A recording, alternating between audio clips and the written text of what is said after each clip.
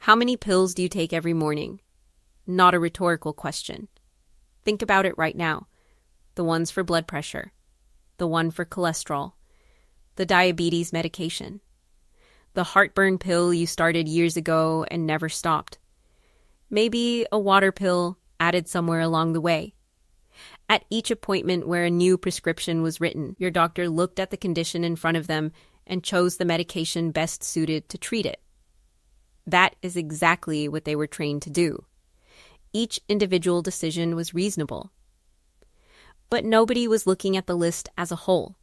Nobody was asking what those medications were doing together simultaneously in the same body to the nutrients your legs and nerves depend on every night. A JAMA analysis of nearly 15,000 older adults found that more than 4 in 10 adults aged 65 and over were using 5 or more prescription medications concurrently. 4 in 10. And that number does not include over-the-counter medications, supplements, or the medications added to treat the side effects of other medications. Every additional medication on that list may be depleting something, and the depletions do not stay separate. They compound. I am Dr. Mary, and today, after 8 videos in this series, we finally put the whole picture together. If you have been watching this series, you already know the individual pieces. Statins blocking CoQ10 production, the spark plug your leg muscle cells need to fire cleanly at night, the prescribing cascade from amlodipine to furosemide, the swelling medication that leads to a diuretic that strips your electrolytes, beta blockers capping the blood supply to your legs and tipping your peripheral circulation toward cold and constriction, PPIs impairing your intestines' magnesium transporters, metformin blocking the receptor your body uses to absorb B12, and the age-related decline in stomach acid that affects every person over 60, regardless of what medications they take. Each of those is a separate mechanism. Each one has been documented in peer-reviewed research.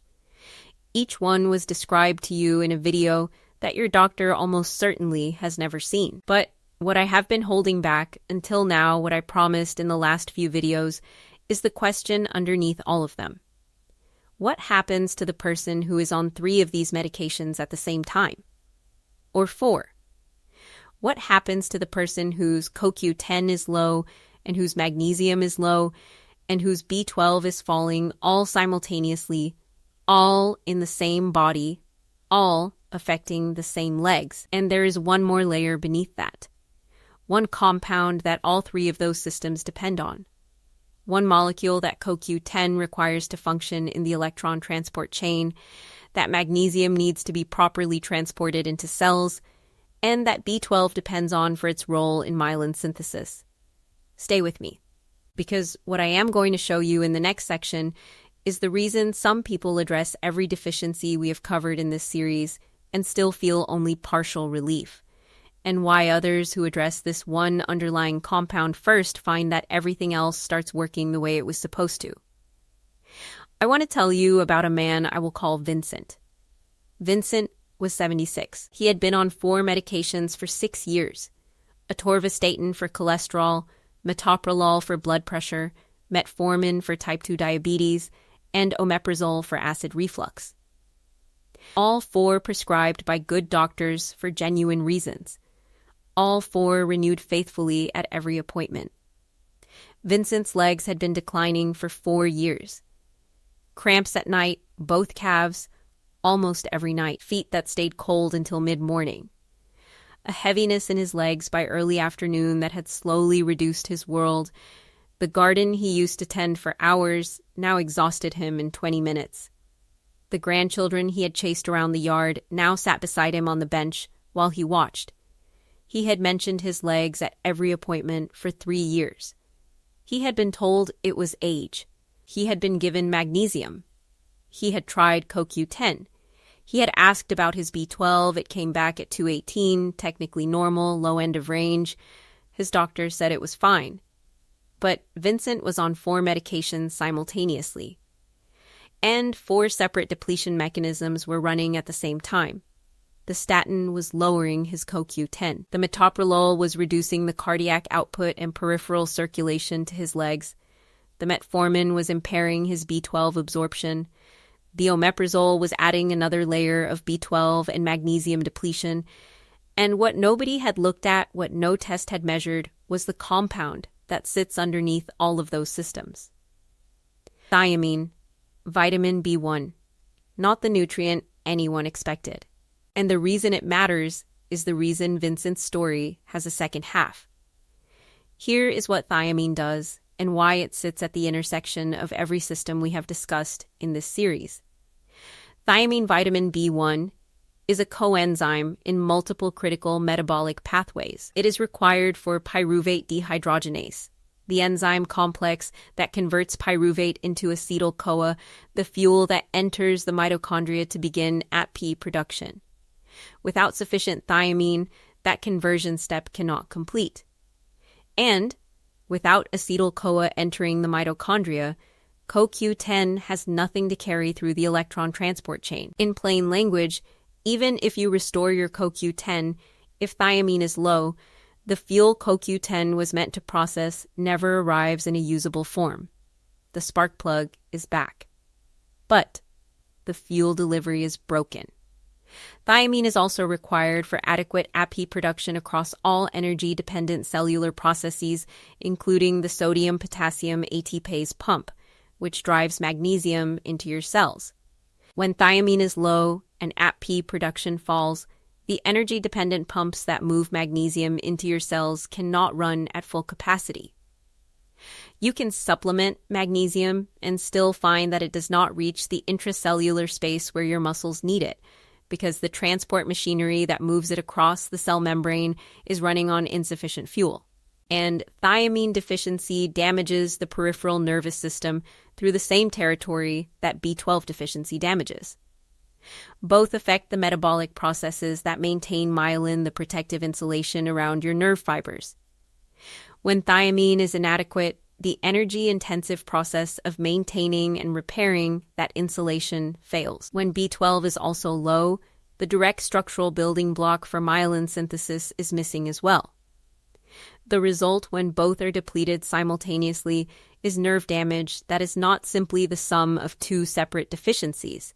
It is the product of them. A review published in Nutrition Reviews confirmed that thiamine deficiency is significantly underdiagnosed in older adults, particularly those on polypharmacy regimens, and that its symptoms, peripheral neuropathy, muscle weakness, fatigue, and leg cramps are clinically indistinguishable from the symptoms of CoQ10, magnesium, and B12 deficiency individually. And here's the detail that matters most for people on multiple long-term medications. Thiamine is a water-soluble vitamin. Your body does not store it in large quantities. Adequate daily intake must come continuously from food.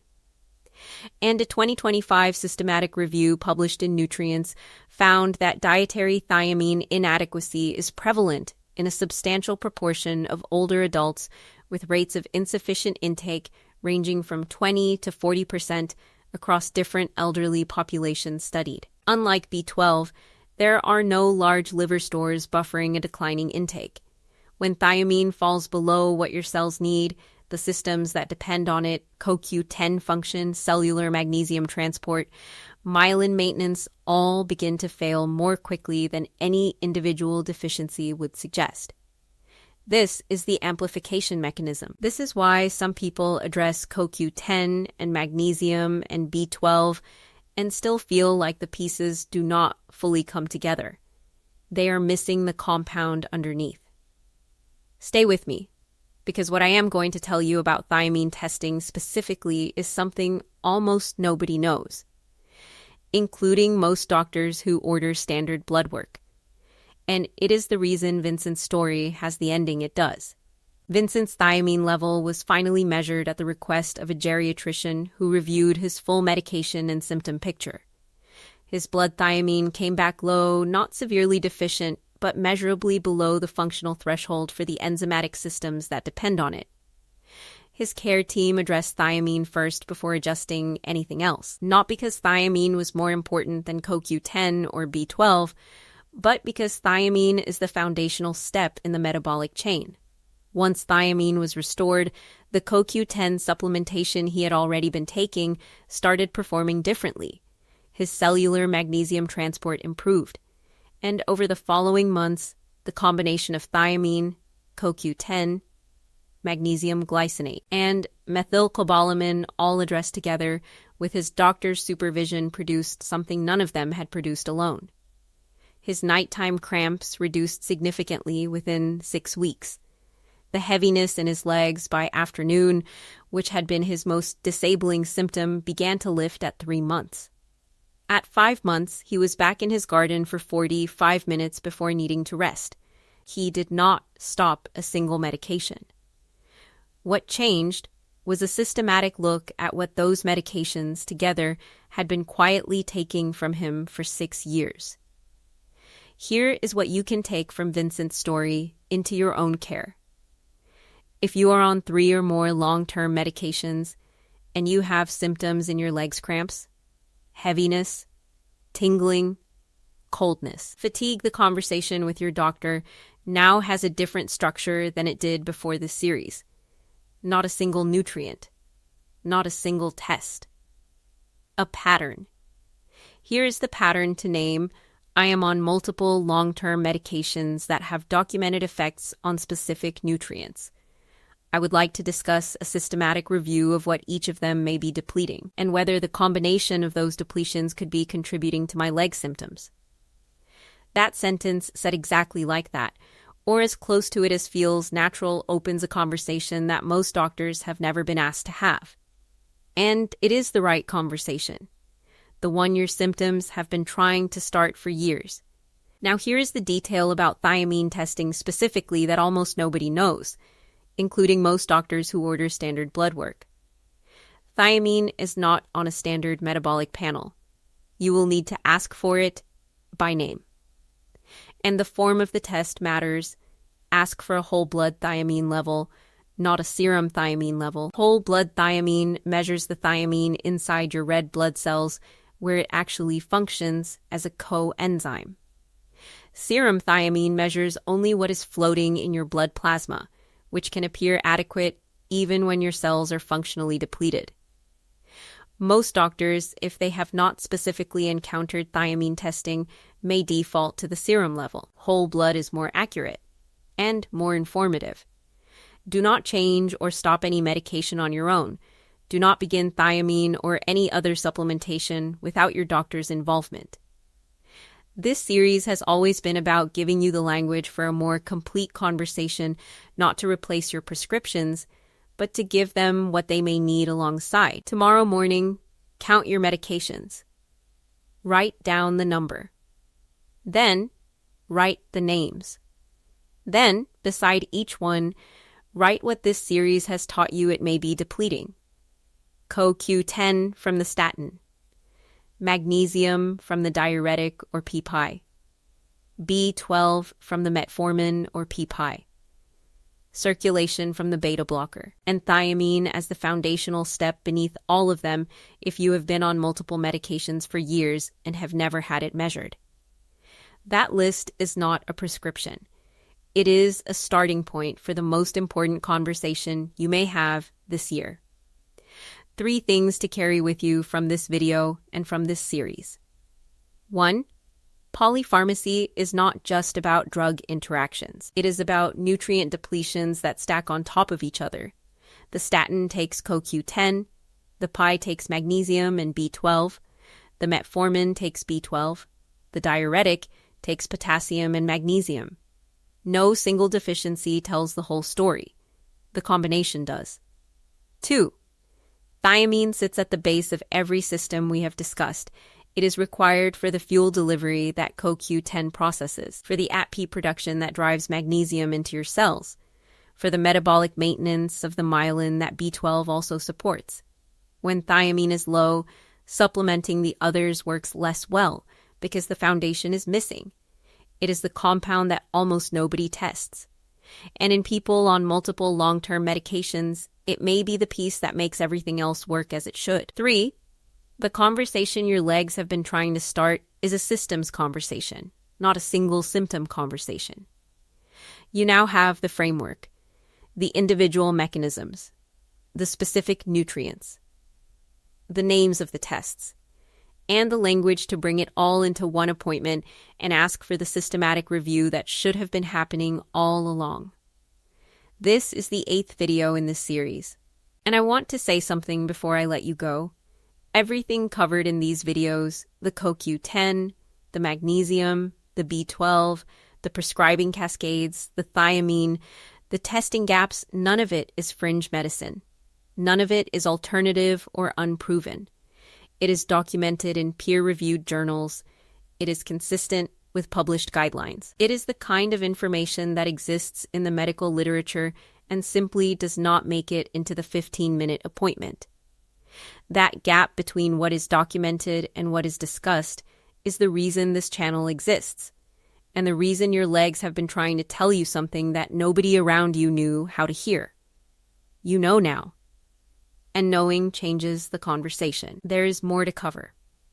The next series will go deeper into the nerve-leg connection, the specific pathways between your gut, your nervous system, and your legs that explain symptoms your doctor may have called untreatable. Subscribe so you see it when it arrives. Thank you for being here for all 8 of these. Thank you for not giving up on your legs when everyone told you it was just age. Take care of those legs. I will see you in the next one.